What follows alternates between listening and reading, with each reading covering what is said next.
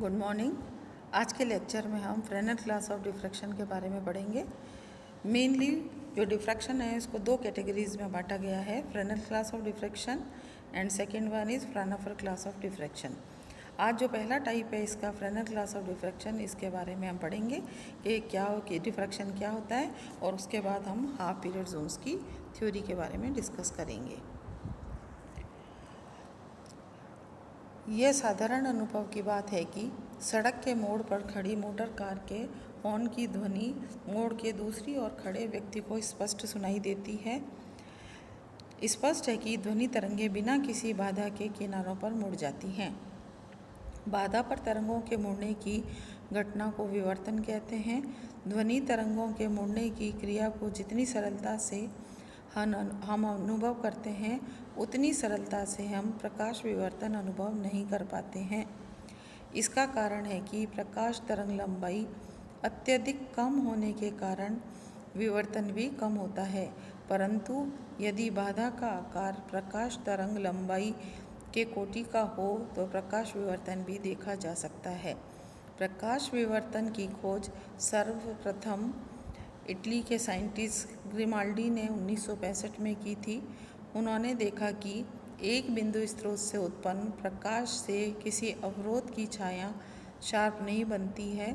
छाया वाले भाग में भी कुछ दूरी तक प्रकाश अवश्य मुड़ता है। अपारदर्शी अवरोधों के तीक्ष्ण किनारों पर प्रकाश तरंगों के मुड़ने एवं वस्तु की ज्यामितीय छाया में प्रकाश के अतिक्रमण को प्रकाश का विवर्तन कहते हैं।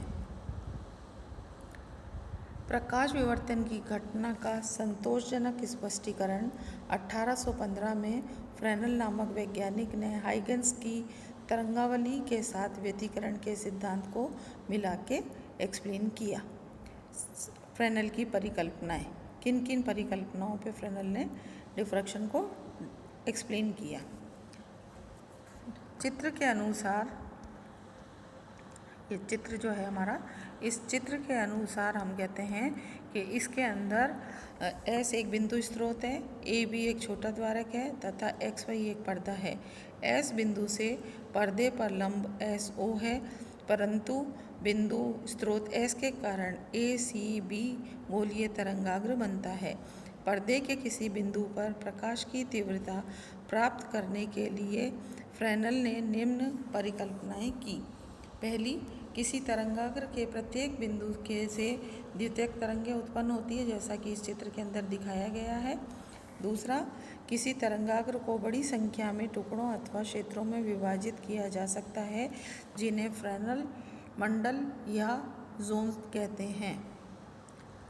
तीसरी, चित्र के अनुसार P पर तरंगाग्र का परिणामी प्रभाव विभिन्न क्षेत्रों के निर्गत द्वितीयक तरंगिकाओं के संयुक्त प्रभाव पर निर्भर करता है। चौथा, किसी बिंदु पर किसी क्षेत्र विशेष का प्रभाव क्षेत्र से उस बिंदु की दूरी पर भी निर्भर करता है। चित्र में हमने देखा, जो ऊपर चित्र था, यह चित्र जो है जिसके अंदर हम ये डिस्टेंसेस ले रहे हैं 33.1b। चित्र 3.1b में बिंदु P पर तरंगाग्र का परिणामी प्रभाव विभिन्न तरंगों के निर्गत द्वितीयक तरंगों के संयुक्त प्रभाव पर निर्भर करता है। चौथा, किसी बिंदु पर किसी क्षेत्र विशेष का प्रभाव क्षेत्र के उस बिंदु की दूरी पर भी निर्भर करता है, और साथ साथ ये है जो प्रभाव है वो बिंदु के इंक्लिनेशन या प्रभाव क्षेत्र के सापेक्ष बिंदु की जो आपकी इंक्लिनेशन या आनति है उस पर भी निर्भर करता है। अब तिर्यकता का क्या प्रभाव होता है ये देखते हैं हम इंक्लिनेशन का। तो चित्र के अनुसार C बिंदु पर स्थित तरंगाग्र का प्रभाव उसके सम्मुख बिंदु पर सार्वधिक होता है, जो कि एक्सिस पे प्रेजेंट होता है। परंतु यदि हम बिंदु P पर विचार करें तो वो C पे नहीं होके और ऊपर या नीचे कहीं पे भी हो सकता है। तो स्थित तरंगाग्र का प्रभाव P बिंदु की तिर्यकता बढ़ाने से अपने आप घटता है समानुपाती। तिर्यकता का किसी बिंदु पर प्रभाव 1 + cos ऑफ थीटा के अनुक्रमानुपाती होता है। इसी कारण जब थीटा 0 होगा, अर्थात बिंदु O पर तिर्यकता का जो प्रभाव है कारण प्रभाव अधिकतम होगा, क्योंकि ये हो जाएगा 1 plus cos theta, cos 0 is 1, तो 1 प्लस 1 इज़ 2, तथा थीटा 180 डिग्री पर तिर्यकता के कारण जो है इसका प्रभाव शून्य होगा। इससे हम समझ सकते हैं कि द्वितीयक तरंगिकाओं के पिछले भाग का आयाम शून्य हो जाता है तथा तरंगों का कोई भी भाग पीछे अर्थात C से S की ओर नहीं जाता है, तरंगे केवल आगे की ओर बढ़ती हैं। इससे हाइगन सिद्धांत की इस कठिनाई का भी निराकरण हो गया कि द्वितीयक तरंगों के कारण पीछे जाने वाली तरंगों का निर्माण क्यों नहीं होता है। अब हमने क्या कहा, फ्रेनल ने ये जो थ्योरी बताई है हमें विवर्तन की, उसको समझने के लिए उन्होंने हमें फ्रेनल हाफ पीरियड जोन्स के बारे में पहले पढ़ना पड़ेगा। इसके आधार पर हम फिर इसकी थ्योरी डिस्कस करेंगे। माना लैम्डा तरंग लंबाई के एक वर्णीय प्रकाश के लिए ABCD एक समतल तरंगाग्र है। यह तरंगाग्र तीर के चिन्ह की दिशा में आगे बढ़ रहा है। तरंगाग्र के सिद्धांत के अनुसार तरंगाग्र का प्रत्येक बिंदु द्वितीयक तरंगिकाओं को जन्म देता है। फ्रेनल ने बताया कि तरंगाग्र से दूरस्थ बिंदु P पर परिणामी प्रभाव उन असंख्य तरंगिकाओं के व्यतिकरण के कारण होता है जो के असंख्य बिंदुओं से निर्मित हुई है। P बिंदु पर परिणामी प्रभाव जानने के लिए फ्रेनल के अनुसार संपूर्ण तरंगाग्र को छोटे छोटे क्षेत्रों में विभाजित किया जाता है, जिन्हें अर्धकालिक मंडल कहा जाता है। और इन्हें अर्धकालिक मंडल क्यों कहते हैं ये अब हम डिस्कस करेंगे। पहले हम ये देखेंगे कि इनको बनाया कैसे जाता है, उसी पर आधारित है कि उसका नाम अर्धकालिक मंडल क्यों रखा गया है। तो अर्धकालिक मंडलों को अग्रांकित रीति से बनाया जाता है। मेथड कैसे बनाते हैं, बिंदु P से तरंगाग्र पर लंब निर्मित करते हैं जो तरंग बिंदु P पर काटता है। इसे P के सापेक्ष तरंगाग्र का ध्रुव कहते हैं। माना दूरी PO is equal to B है, अतः P को केंद्र मानकर तथा PM1 is equal to B plus lambda by 2, similarly PM2 is equal to B plus 2 lambda by 2, PM3 is equal to B plus 3 lambda by 2 त्रिज्याओं के सकेंद्रीय वृत्त खींचते हैं हम, और इन गोलों के समतल पर काट जो सकेंद्रीय वृत्त होंगे उनकी त्रिज्याएं क्रमशः हो जाएगी आपकी OM1, जैसा कि चित्र से क्लियर है, OM1, OM2, OM3, और इन सब का केंद्र एक ही होगा O। प्रथम वृत्त के क्षेत्रफल जिसकी त्रिज्या OM1 होगी प्रथम अर्धकालिक मंडल कहलाता है। दूसरा वृत्त जिसकी की क्षेत्रफल प्रथम वृत्त के क्षेत्रफल से घटाने पर जो वलयाकार पट्टी बचती है उसे द्वितीय अर्धकालिक मंडल कहते हैं। इसी तरह n क्रम में वृत्त के क्षेत्रफल में से n-1 क्रम के वृत्त के क्षेत्रफल घटाने पर वलयाकार पट्टी बनाते हैं, उसे n क्रम का अर्धकालिक मंडल कहते हैं।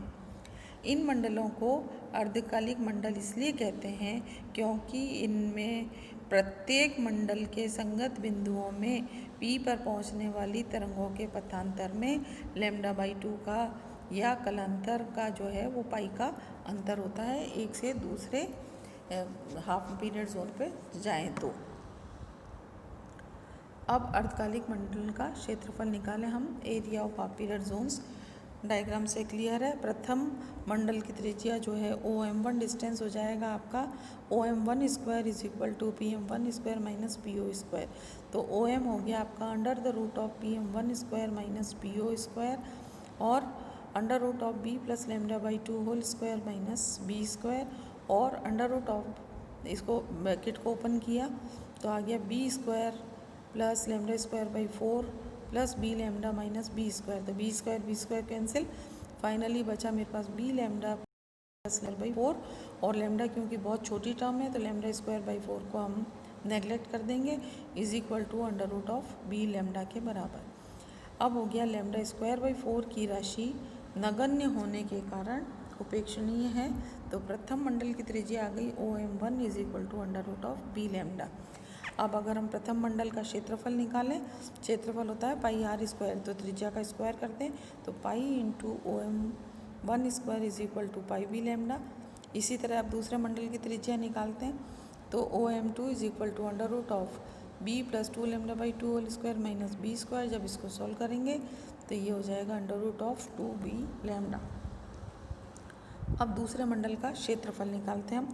दूसरे मंडल का क्षेत्रफल हो जाएगा पाई r2 square minus r1 square.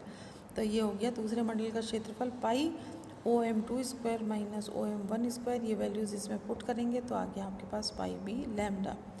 तो इसी तरह n क्रम के अर्धकालिक मंडल की त्रिज्या हमने देखी, फर्स्ट की आ रही थी B lambda, second half period zone की त्रिज्या आ रही थी 2b लैम्डा, फिर अब निकालेंगे तो थर्ड की 3b लैम्डा हो जाएगी।